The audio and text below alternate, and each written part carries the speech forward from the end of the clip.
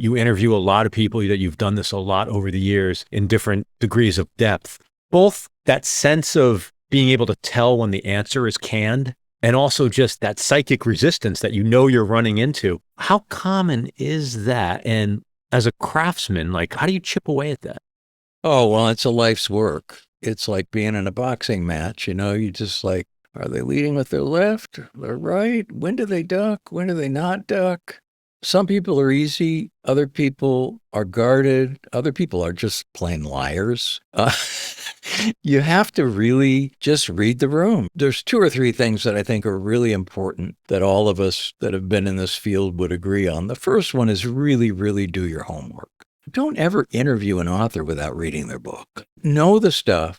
But then beyond that, I have a rule of thumb, and I think somebody twigged me to this early in my career, or maybe I came up with it myself, but always ask your hippest question first.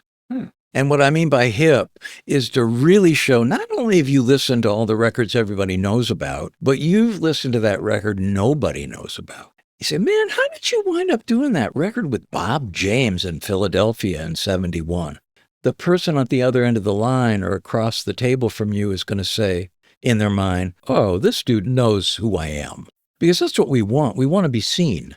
So I think that's important. But I have to say, sometimes it doesn't work. And again, you just have to be aware, just like as if you were playing music.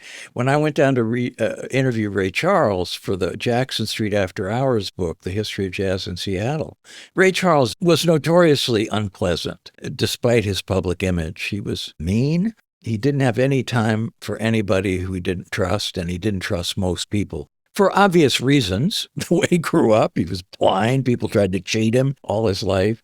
But he was a very mistrustful person. So I get into Ray's studio. There's all these keyboards, and he's drinking tea. He just is not putting out a friendly vibe. It's just like, how long do I have to put up with this guy?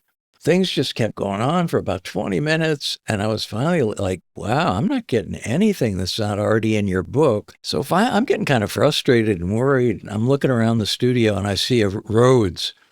I just, out of the blue, I said, Ray, how do you like the Rhodes, man? I know you started with the Wurlitzer, and nobody else was really playing that, and then everybody turned to the Rhodes. And all of a sudden, if Ray Charles could see, you would see his eyes light up.